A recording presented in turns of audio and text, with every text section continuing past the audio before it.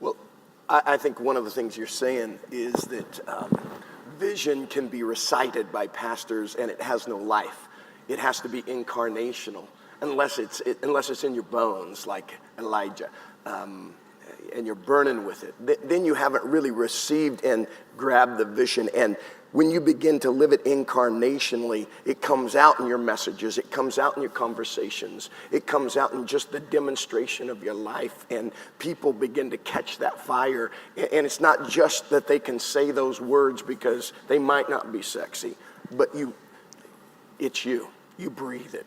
You smell like it. And you know, you've probably had this happen, Larry. I get called from church planners around the country. Sometimes they're like, we love your mission and the wording of it. We would just love to use your mission. Exactly. And I'm like, no.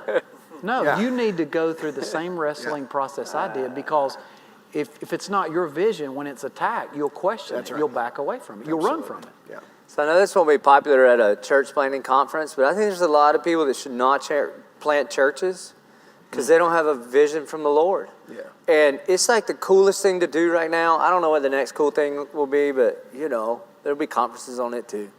And there's just a lot of people that think, and especially like the kid that grew up in the youth group, and he was like the president of his youth group, and then he went to college and he was the leader of that campus organization.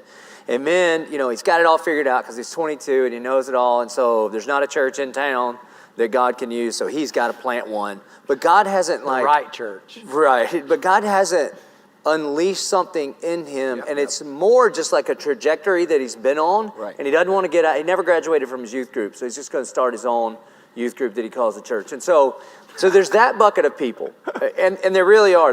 There's a lot of them.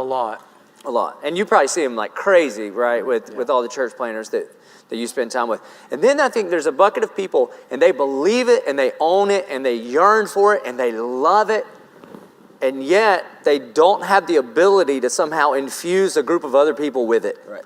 And then that's that third bucket. And then there's some people that God gives a revelation, and then somehow by leadership capacity and by makeup and right place, right time, sovereign hand of God, that person can infuse the vision God has given them, and they feel like it's our vision too. Like I know these two pastors pretty well, and when I'm around them a little bit, I kind of want to come be at your church. Like that's, like as you talk about what you're trying to do in North Carolina and in California, just when you talk about it for just a few minutes, you have the ability, and it seems like the best of the best church planners have the ability to burn on the inside and then have other people around them burn with that same fire. And then it becomes our vision, not, Derwin, leave what you're doing to come help me accomplish my vision, but here's what God's called me to do, who's with us. And then God just begins to align the people with that similar vision, even people that didn't even know they were going to have that vision, around a point leader, and then that's a movement. And so there's kind of these three buckets of some people don't have vision, some people have singular vision, and then some people have that kind of champion vision that brings others around them. Yeah. Real quick, when you did that, I wanted to like give you a chest bump. Yeah. That was awesome. Like, boom, that was awesome. You know, just as I was listening to you, Sean, and then Larry, with your words, it's like out of intimacy with God, he impregnates us with vision that he wants us to give life to. Yeah. And so, Sean, when you said that's something I'm willing to die for, the vision is something that the leader has embodied way before they call other people to it. Our executive pastor at a staff training said, Derwin and Vicky have been living the vision of Transformation Church for the last 12 years before they ever planted it. We just didn't know it. Yeah, that's good. And so there's something about this wrestling with God where God says, I'm going to impregnate you with a unique vision in my gospel context to go into this world.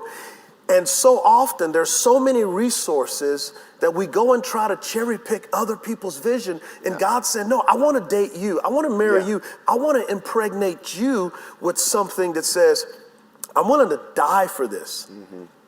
That's why I hate copycat church planting. Yeah. Because the vision I think God gives you, it comes out of your own spiritual journey. And you can't grab that from somebody else. You can't. It's impossible. Yeah, so I think vision is very different from best practices. Yes. So we love sharing best practices. And I think it's important to learn from other people. No doubt. But like you were saying, like everybody's saying here, I think vision is most potent and powerful when it's yours. Like, I'm not sure if you guys ever done this. I'm really passionate about food.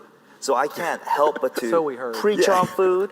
Like I'm preaching, and all of a sudden, every illustration is all on food and the things that I ate. I mean, much like you, Mr. Vegan, you and I, we got to reconcile here. We got to do something about this. But I can't help but to spew, and I can't help but to express all the things that are passionate in me. So I love what you're saying about this whole vision that you've had for a long, long time, and now you're finally clarifying it and making it public.